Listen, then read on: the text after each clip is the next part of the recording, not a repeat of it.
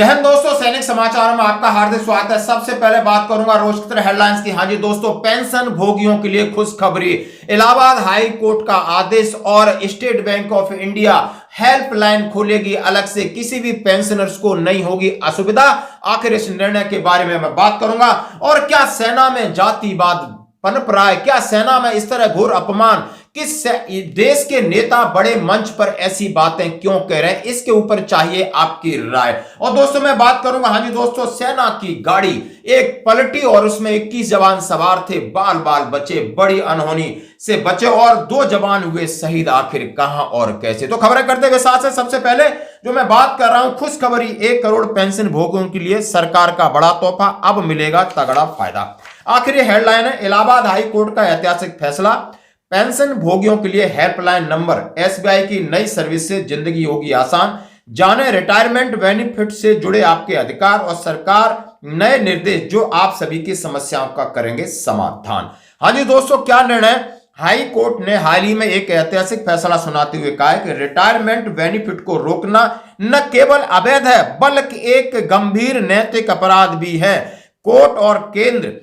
Court ने केंद्र और राज्य सरकारों को निर्देश दिया है कि सुप्रीम कोर्ट के उस आदेश का सख्ती से पालन करें जिसमें पेंशन और रिटायरमेंट बेनिफिट में देरी को अस्वीकार बताया गया है। हाँ जी दोस्तों, यदि आप रिटायरमेंट होते हैं और आपके विद इन टाइम के अंदर रिटायरमेंट घर आने से पहले उसमें आपका पीपीओ बनेगा, आपकी ग्रेच्युटी आपके खाते में आएगी। जिस दिन आप एक कदम फौज से बाहर रखते हो, एजीआई आएगा, कम्युटेशन आएगा, लीव इनकैश आएगा। हाँ जी दोस्तों, इसके ऊपर बहुत बड़ी सख्ती चल रही है। यदि किसी के साथ ऐसा अन्याय होता है, डिले होता है, तो ब्याज के सहित, पेनल्टी के सहित आप भुगतान होगा। दोस्तों, पेंशन भोगियों के लिए महत्वपूर्ण सूचना, पीपीओ में विवरण जांच करें। हाँ जी दोस्तों, सरकार ने पेंशन भोगियों को सलाह दी है कि पेंशन भुगतान आदेश पीपीओ में दर्ज पत्नी के नाम, जन्म तिथि की जांच करें। यह सुनिश्चित करना आवश्यक है कि पीपीओ में दर्ज जानकारी आधार कार्ड, पैन कार्ड से सभी मेल खाती है।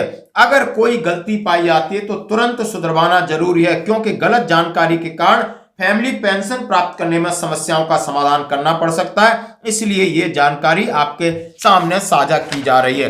और दोस्तों, उन्होंने कहा है कि स्टेट बैंक ऑफ इंडिया ने खुशखबरी दी है कि पेंशन भोगियों को हित में एक के बाद अहम घोषणाएं। उन्होंने कहा है कि अभी बैंकिंग सुधार के लिए एक हेल्पलाइन नंबर की शुरुआत की जा रही है और जिसमें पेंशन भोगियों के लिए स्पेशल नंबर होगा और एक हेल्प डेस्क होगी।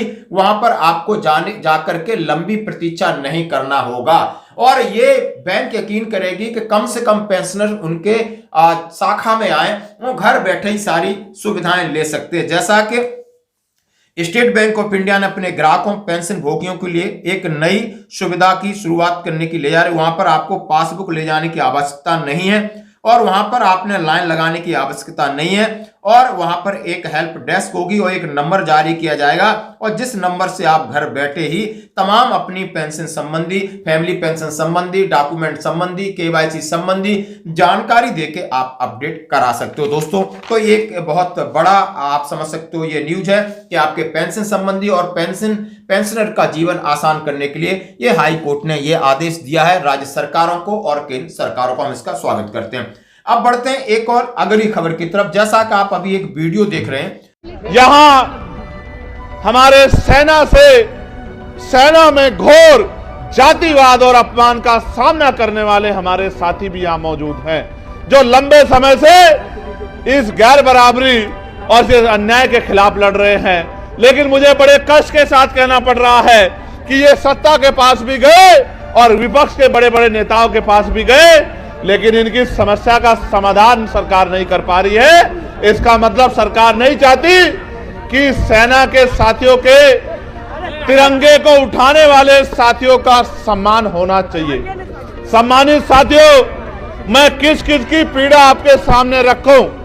मैं तो ये समझता हूं, आज नहीं तो कल इस देश के नौजवान को अपने गरिमामय जीवन के लिए संघर्ष करने के लिए खड़ा होना पड़ेगा। और वीडियो ये लोकसभा के सांसद हैं, नगीना से आते हैं, चंद्रशेखर रावड़ इनके नाम से जाना जाता है और वहां पर एक रिटायर्ड फौजी है या फौज से हैं, हरिंद फौजी उस पर लिखा हुआ है और उस पर सीधी बात आ रही है। अब ये मुद्दा नेता उठा रहे हैं कि सेना के अंदर जातिवाद है, घोर अपमानवाद है, तमाम तरह की उन्होंने टिप्पणियां की और इस जवान को रेफरेंस में लेके उन्होंने कहा है कि ये जवान सत्ता पक्ष के पास गया, विपक्ष के पास गया। तो दोस्तों आपके ऊपर आपकी क्या राय है, यानी क्या नेताओं को सेना के ऊपर इस तरीके के बयान देना चाहिए? आप लोकसभा में बैठते हो, आपको लाखों जनता ने चुन के पहुंचाया, बिना किसी एविडेंस के, बिना किसी तथ्य को जाने, बिना किसी तथ्य को पहचाने जातिवाद जैसी आपने धर्म, कल आप धर्म की बात सेना के अंदर घुसेड़ रहे हो, आप जातिवाद की बात सेना के अंदर घुसेड़ रहे हो। सेना के अंदर जो यूनिटी है वो बाहर नहीं है और बाहर आप स्थापित करिए। आप जाति में अपने लोगों को बांट रहे हो, धर्म में आप लोगों को बांट कर राजनीति कर रहे हो। कम से कम सेना को बख्श दो, ये मेरा पर्सनल ओपिनियन है। दोस्तों आपकी क्या राय? सेना के ऊपर इस तरह बयान, सेना के अंदर लोगों को बांटना, हो सकता है कि अंग्रेजियत नियम है उनके ऊपर हम बार बार बोलते हैं कि चाहे सेवादारी प्रथा हो या अन्य प्रकार का कोई शोषण नहीं कर सकता। सब सैनिक हैं, चाहे सिपाही है चाहे जनरल है, सबके समान अधिकार हैं और इनका अधिकारों की रक्षा होनी चाहिए, अधिकारों के बारे में जानना चाहिए, एक बहुत अच्छी पारदर्शिता होनी चाहिए, मतलब किसी का शोषण नहीं होना चाहिए। एक बात हो सकती है, लेकिन एक बड़े मंच पे एक बड़ा नेता इस तरह की बिना तथ्य के बात करेगा कि इतना बड़ा जातवाद हो गया कि वो विषय बन गया है, इतना बड़ा धर्मवाद हो गया, यानी ये उकसाने वाले भाषणों से शायद सावधान रहना होगा। इन भाषणों का कोई जमीनी आधार आपको दिखता है तो आप समझ सकते हो। आगे बात करूंगा। हाँ जी दोस्तों, 2 जवान शहीद, जैसा मैं आपके सामने बात कर रहा हूं, एक सिलीगुड़ी में कल एक जवान सड़क हादसे में मौत हुई। और दोस्तों आप देखिए, जौनपुर में सिलीगुड़ी में सड़क दुर्घटना में शहीद हुआ सेना का जवान राजेश यादव का पार्थिव शरीर जैसे ही शहाबुद्दीनपुर गांव पहुंचा, पूरे गांव का माहौल गमहीन हो गया और वहां पर भारतीय माता की जय वंदे मातरम, उसकी मां जब बेटे की आती माथा चूमती है और दुलार करती है और जय हिंद कह के अपने बेटे को अंतिम विदाई देती है। यानी उसकी वाइफ है प्रियंका, 2 छोटे छोटे 3 साल और 5 साल के बच्चे हैं। आप देख सकते हैं थोड़ा सा दृश्य, यानी गमहीन माहौल में अंतिम संस्कार। सेना के जवान का पार्थिव शरीर गोमती नदी घाट पर अंतिम संस्कार के लिए लाया गया। जैसे ही काफिला गांव से निकला, पूरा वातावरण देशभक्ति के गगनभेदी नारों से गूंज उठा। शहाबुद्दीनपुर से होते हुए सिहोली चौराहे तक काफिला जब गुजरा तो रास्ते में खड़े लोगों ने पार्थिव शरीर पर पुष्प वर्षा की। पत्नी प्रियंका ने दी श्रद्धांजलि। मृतक जवान की पत्नी प्रियंका और गुड़िया का रो रो कर बुरा हाल था, बावजूद उसने हौसले का परिचय देते हुए अपने पति को श्रद्धा सुमन अर्पित किए। उनकी आंखों से आंसू थम नहीं रहे थे। अपने दोनों बच्चों को अनाथ होते देख शोक से बेहाल हो रही थी। कितना कितना गमीन होता है। क्या उम्र है जिसके बच्चे 2 और 3 साल के बच्चे होंगे। यानी राजेश यादव उस गांव में, जहां पर आप देख सकते हो भूतपूर्व सैनिक पहुंचे, एक फुटबॉल का अच्छा प्लेयर भी था, यानी फौज की टीम में भी खेलता था और गांव में खेल को प्रोत्साहित करता था। ऐसे सूरवीर को नमन दोस्तों। और दूसरा बात करूंगा, जैसे आप देख सकते हो कि माइन ब्लास्ट होने के बाद एक हवलदार सुबैया जो 9 मद्रास के थे, 25 RR में वो गश्त के लिए जा रहे थे, लेकिन आताताइयों ने वहां पर एक माइन डिर की थी। ब्लास्ट होने के बाद उनका आप देख सकते हो को वो शहादत हो गई है। और दूसरी लास्ट में बात करूंगा सेना का वाहन। हाँ जी दोस्तों, ये है सेना की जिंदगी की असली कहानी। सेना का वाहन, यानी वहां पर जोशीमठ ब्रिगेड से सेना के जवान छुट्टी जा रहे थे।